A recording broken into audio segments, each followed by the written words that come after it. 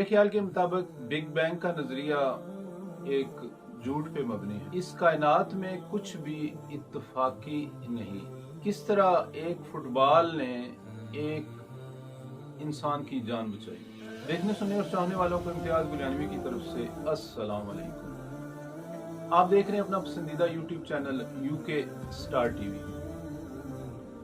साहिबो, मेरा किसी खानदान में पैदा होना, मेरे दो मखसूस शख्सियत का मेरे माँ बाप होना, फिर एक खानदान फैमिली में पैदा होना, मेरे इल्म नाकस के मुताबिक कुछ भी इत्तफाकी नहीं। जिस तरह आजकल के साइंसदान कह रहे हैं कि अचानक एक धमाका हुआ, मादा फटा, उसके मुख्तलिफ ज़रात बने, ट्रिलियंस ऑफ ईयर्स गुजरे और इसके बाद ये ठंडे होते गए, फिर अचानक सेल पैदा हुए।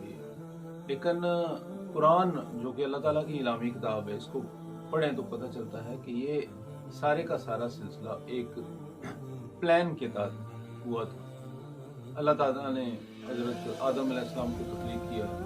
जो इसकी तफसील आप आदम अलैहिस्सलाम और आदम से पहले की दुनिया के बारे में जो वीडियोस बनी हुई हैं उसमें आप देख सकते हैं। अल्लाह ताला ने ये सारी की सारी चीज़ें प्लान करके तो बनाई हैं।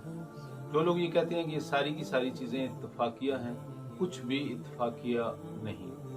मेरी ज़िंदगी में बेशुमार ऐसे वाक़यात गुजर चुके हैं। मैंने इम्तियाज़नामों में भी उनका जिक्र किया है। एक वाक़े का यहाँ पे भी जिक्र कर देता हूँ।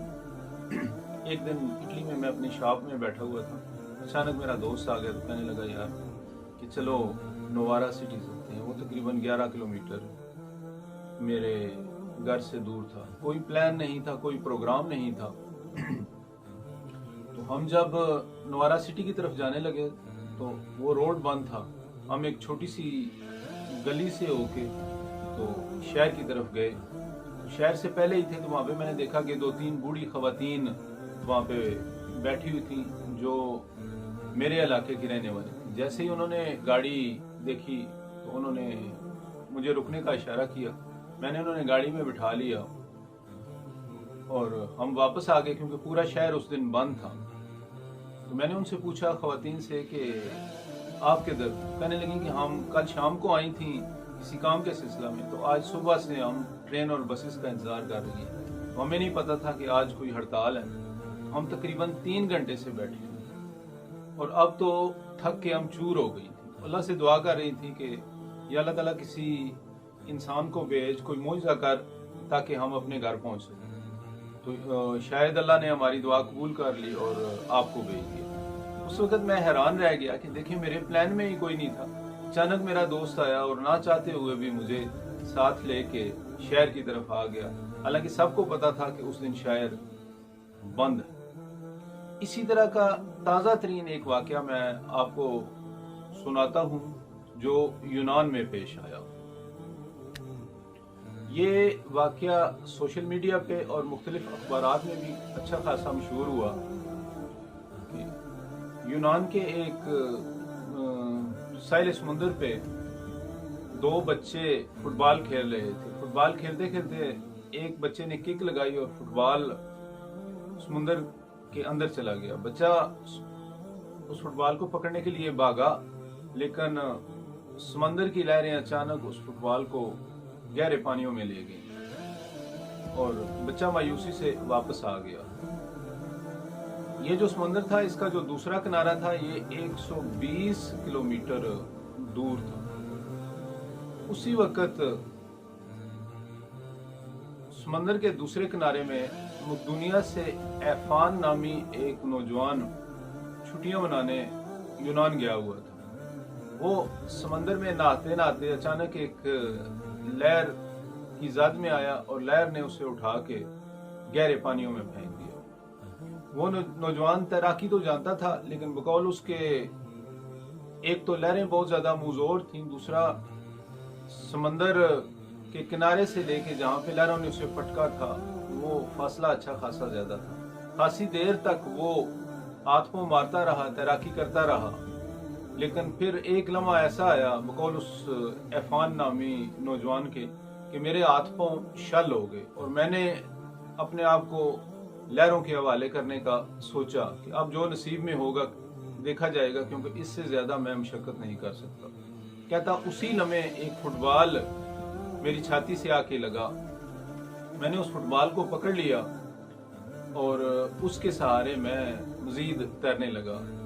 اتنی دیر میں ساحل پہ کھڑے لوگوں نے جو امدادی ٹیموں کو بلایا تھا وہ بھی پہنچ گئیں اور اس نوجوان کو بچا لیا گیا۔ جب تحقیق کی گئی تو پتہ چلا کہ یہ وہی فٹ بال تھا جو 120 کلومیٹر دور سمندر کے دوسرے کنارے کی طرف دو نوجوان بچوں نے کھیلتے ہوئے کک لگا کے سمندر کی طرف پھینکا تھا، اور کس طرح سمندر کی لہریں اسے دھکیلتی ہوئی دوسرے کنارے پہ لے کے آ گئی، جہاں پہ ایک فٹ بال کسی انسان کی جان بچانے کا سبب بنا۔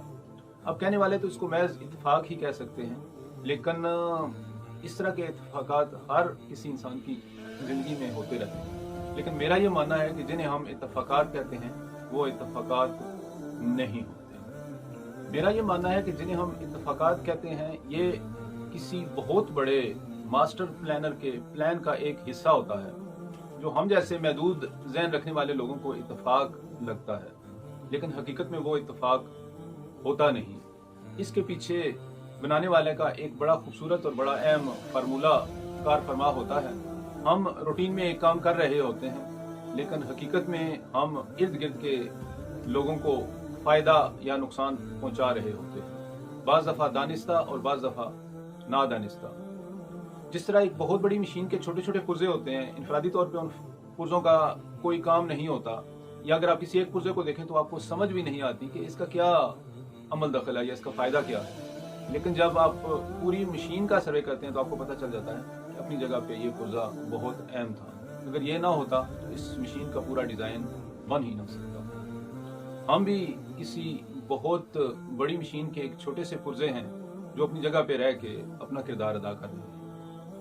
میری اللہ تعالیٰ سے دعا ہے، اور آپ لوگ بھی دعا کریں کہ اللہ تعالیٰ ہم جیسے چھوٹے پرزوں سے اچھے اور خوبصورت کام لے، اور ہم اس دنیا کی خوبصورتی کا باعث بنے، اور ہماری ذات دوسروں کے لیے نافع ہو، کیونکہ ہمارا یہ ماننا ہے مسلمان ہونے کے ناطے کہ یہ دنیا دارالعمل ہے، جو کچھ ہم کریں گے اسی کی بنا پہ ہمیں اگلے جہان میں ٹریٹ کیا جائے گا، اور سب سے بڑی بات یہ ہے کہ اللہ کا فضل شامل حال رہے گا، تو ہمیں ایک اچھا اور اعلیٰ مقام ملے گا۔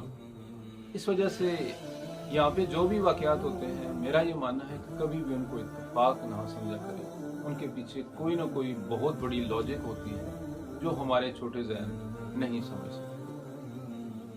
اگر آپ کو یہ ویڈیو اچھی لگی تو کمنٹس میں ضرور بتائیے گا، اس موضوع پہ تفصیل سے ایک ویڈیو بنائیں گے، کیونکہ چند منٹ کی ویڈیو میں اس سے زیادہ گہرائی میں جانا اور اس کی تفصیل بتانا ممکن نہیں، کیونکہ یہ بھی ڈر ہوتا ہے کہ آپ لوگوں کا وقت بڑا قیمتی ہے، کہیں آپ لوگ بور نہ ہو جائیں۔ اپنا بہت زیادہ خیال رکھیے گا، انشاءاللہ کسی اور ویڈیو میں آپ سے ملاقات ہوگی۔ السلام علیکم۔